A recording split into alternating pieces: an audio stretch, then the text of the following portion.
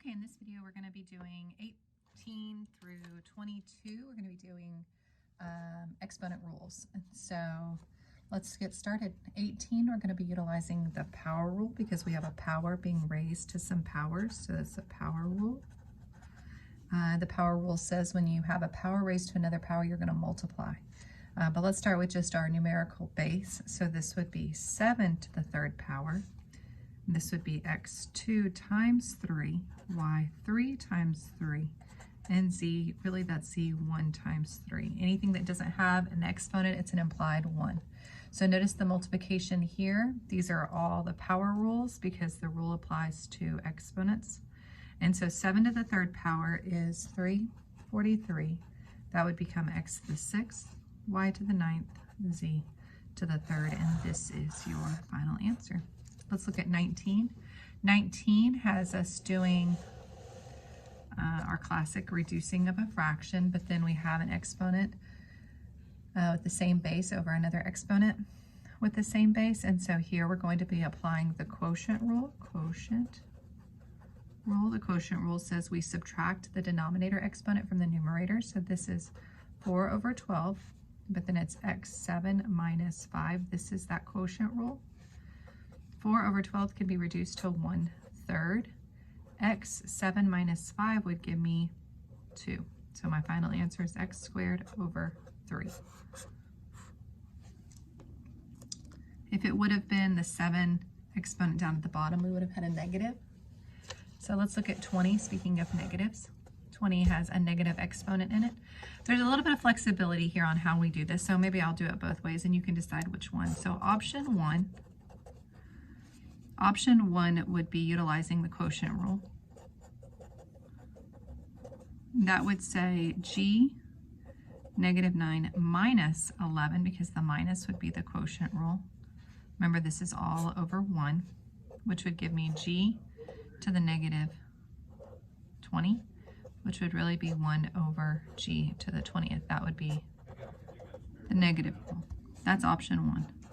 Option 2 would say, let's address that negative exponent at the very beginning and move it to the bottom. So that'd be 1 g to the 9th times g to the 11th, because you're bringing it down, joins with multiplication, and we'd have 1 to the g to the 20th. Same answer, just different approaches.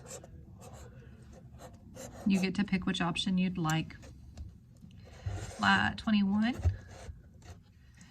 is kind of interesting because it looks like we have a lot going on here with the same letters. So what I would recommend is, before you start utilizing the quotient rule, let's go ahead and use the product rule. Product rule says if they're the same base and they're being multiplied, we would join them together through addition. So then now it would read x to the 6th, because we're adding, y to the 4th, because we'd be adding, over x to the 3, because there's nothing to join there, y to the 9th. And now that we've established this, now we could utilize the quotient rule, or we could just simply recognize that there's more x's in the numerator than the denominator. So we're going to have x's left over, y's more at the bottom, but I'll still show you the quotient rule. So this would say x6 minus 3, y4 minus 9 all over 1. This is the quotient rule. Okay, now we would simplify that. Now it would say x6 minus 3 would give me 3, y to the negative 5. You can't have a negative exponent in the answer, so my final answer would be x cubed over y to the 5th. And if you remember what I said earlier in this problem, once you combine it, you can clearly see that we have more y's at the bottom. How many more? 5 more. Let's look at our last one, 22. 22, the first thing you'd want to do is you could see if you could simplify inside your parentheses first before you continue on. So it looks like I can't simplify 3/5, and it looks like these have different letters. So I can't do my quotient rule because that's an x and that's a y. So the only thing I have left to do is my power rule, which says essentially everything gets raised to the second power, and a power to another power. If you remember from 18, you multiply. So this would be 3 squared, x4 times 2, over 5 squared, y3 times 2. So my final answer on this one would be 9, x to the 8th, 25, y to the 6th, and that's my final answer.